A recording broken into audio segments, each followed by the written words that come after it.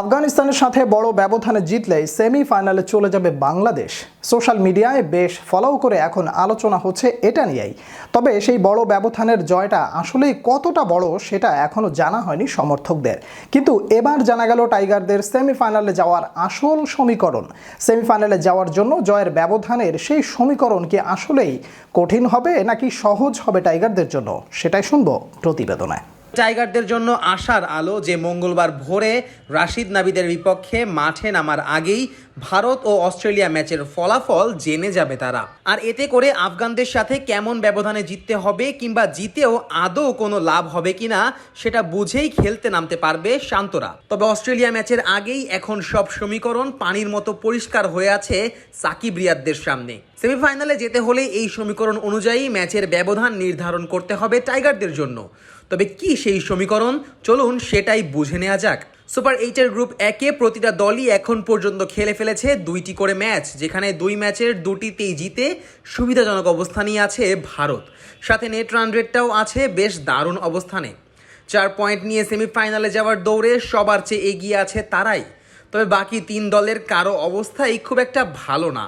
আর তার মধ্যে আবার সবচেয়ে খারাপ অবস্থা শান্ত বাহিনীর। অস্ট্রেলিয়া ও আফগানরা 1 ম্যাচ করে জিতলেও টাইগাররা এখনও জিততে পারেনি একটি ম্যাচও।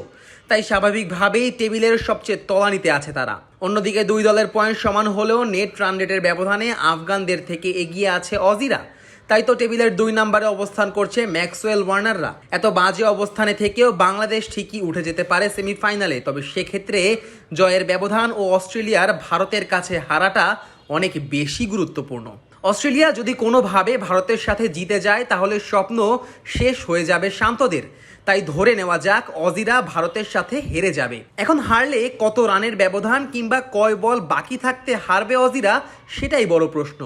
অজিরা যদি ভারতের সাথে মাত্র 1 রানের ব্যবধানে হেরে যায় তাহলে বাংলাদেশের আফগানিস্তানের সাথে জিততে হবে ন্যূনতম 85 রানে। কাজটা কঠিন হলেও অসম্ভব কিছু না। রানের বিচারে চিন্তা করলে এটাই সবচেয়ে কঠিন পরিস্থিতি হতে পারে। তবে অজিরা যদি ভারতের সাথে 30 রানে ম্যাচ হেরে যায় সেক্ষেত্রে বাংলাদেশের ম্যাচ জিততে হবে ন্যূনতম 56 রানে। অজিদের ব্যবধান যদি আরও বেড়ে যায় তাহলে সুযোগ আরও বাড়বে টাইগারদেরও। এই ধরুন ভারতের সাথে মার্শের দল হেরে গেল 50 রানে, তাহলে সেমিফাইনালে যাওয়ার জন্য বাংলাদেশকে ম্যাচ জিততে হবে কমপক্ষে 36 রানে। আবার 55 রানে অজিরা হারলে বাংলাদেশ 31 রানে জিতলেই চলে যাবে সেমিতে। তবে এর চেয়ে কম ব্যবধানে আবার জেতা যাবে না, কেননা যদি 31-এর কম ব্যবধানে বাংলাদেশ ম্যাচ জিতে নেয় তাহলে আবার ঘটবে আরেক বিপদ। বাংলাদেশ অস্ট্রেলিয়া 2 দলকেই পেছনে ফেলে সেমিফাইনালে চলে যাবে আফগানিস্তান। এবার আসা যাক কত বল হাতে রেখে আফগানদের দেওয়া রান চেস করলে সেমিফাইনালে উঠবে বাংলাদেশ। এক্ষেত্রে ভারতকে অজিদের দেওয়া লক্ষ্য 3 ওভার 1 বলের মধ্যে টপকাতে হবে। আর তখন বাংলাদেশ 17 ওভার 1 বলের মধ্যে আফগানদের রান টপকাতে পারলেই পৌঁছে যাবে স্বপ্নের সেমিফাইনালে।